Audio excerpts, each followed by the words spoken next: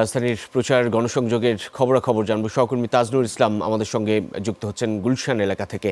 তাজনুর, একটু জানাবেন আপনি যেখানটায় রয়েছেন শেষ মুহূর্তে প্রচারণা গণসংযোগের সেই ব্যস্ততা তৎপরতা কেমন দেখছেন? ভোটারদের প্রত্যাশা কি এবং কতটা উৎসবের আমেজ আসলে বিরাজ করছে? একেবারেই দুয়ারে কড়া নাড়ছে ভোট গ্রহণ। এই মুহূর্তে ঢাকা 17 আসনের প্রচারণাতে রয়েছি, যেখানে একটু পরেই একটি মিছিল হওয়ার কথা, যেটি ঢাকা 17 আসনে এস.এম. খালেদুজ্জামান, যিনি জামাত ইসলামের প্রার্থী, তার সমর্থনে মূলত এই মিছিলটি হওয়ার কথা। এবং সেখানে এরই মধ্যে বিপুল সংখ্যক নারী কর্মী এরই মধ্যে জড়ো হয়েছেন এবং সেখানে সামনের সারিতে তারা থাকবেন এবং তার পেছনের সারিতে পুরুষরা অংশগ্রহণ করবেন।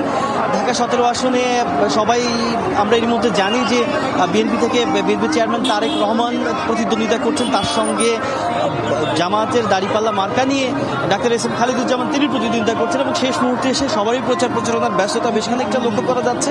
এবং আজকে খুব ভোরবেলা থেকে এস.এম. খালেদুজ্জামান প্রচারণার কাজ শুরু করেছেন ভাসান টেক থেকে। এখন এই 10টার সময় এই মিছিলটি শুরু হওয়ার কথা, যদিও 10:15 বাজে, এখনো সেই মিছিলটি শুরু হয়নি। তবে প্রস্তুতি তাদের প্রায় চূড়ান্ত এবং সেই মিছিলটি নিয়ে গুলশান 2 থেকে যাবেন তারা গুলশান 1-এর দিকে, এইরকম তাদের প্রস্তুতি রয়েছে। একই সঙ্গে খুব স্বাভাবিকভাবে গুলশানের মতো জায়গা অভিজাত এলাকা হলেও সেখানে নিরাপত্তা এবং জীবনমান নিয়ে নানান রকম বিষয় রয়েছে। সেই বিষয়গুলো কিংবা জনগণের সেই কথাগুলো প্রত্যেকেই তাদের ইশতেহারের মধ্যে আনার চেষ্টা করেছে। বিশেষ করে জামাত ইসলামের প্রার্থী তিনি যেটি বলছেন যে মানুষের সঙ্গে তিনি কথা বলেছেন, মানুষ পরিবর্তনের কথা বলছেন, সেই পরিবর্তনের সঙ্গে কিভাবে করে সমন্বয় করা যায়, সেই পরিবর্তনটি কিভাবে বাস্তবায়ন করা সম্ভব হয়। এবং যেহেতু প্রচারণার আজকেই একটি মাত্র দিন রয়েছে, সেই দিনে আরও যেই এলাকাগুলো বাকি রয়েছে, অর্থাৎ কর্মসূচি কিংবা সেই প্রচারণা চালাতে বাকি যে এলাকাগুলো রয়েছে, সবগুলো জায়গাতে কিভাবে করে পৌঁছানো যায় সেই প্রচেষ্টা তাদের মধ্যে রয়েছে। এবং এরই মধ্যে সকাল থেকে তিনি যে প্রচারণার কাজটি শুরু করেছেন তারই একটি অংশ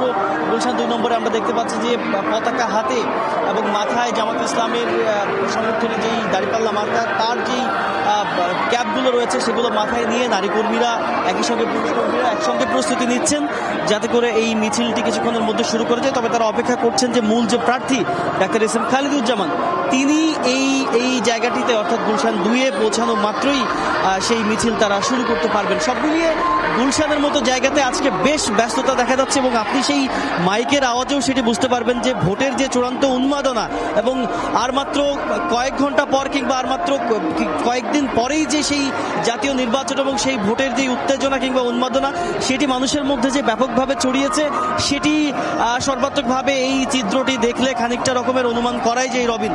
সব মিলিয়ে ভোটাররা যেমন তাদের প্রত্যাশার কথা বলছেন, একই সঙ্গে প্রার্থী যারা রয়েছেন তাদের যেই ম্যানিফেস্টো কিংবা তাদের যেই ইশতেহার রয়েছে, সবকিছু মিলিয়ে বেশ রকমের ব্যস্ত সময়। অন্ততপক্ষে এই শেষ সময় এসে, অর্থাৎ আজকে প্রচারণা শেষ দিন, আগামীকাল 7:30টার মধ্যে প্রচারণা শেষ করতে হবে, নির্বাচনের তফসিল অন্তত তাই বলা রয়েছে।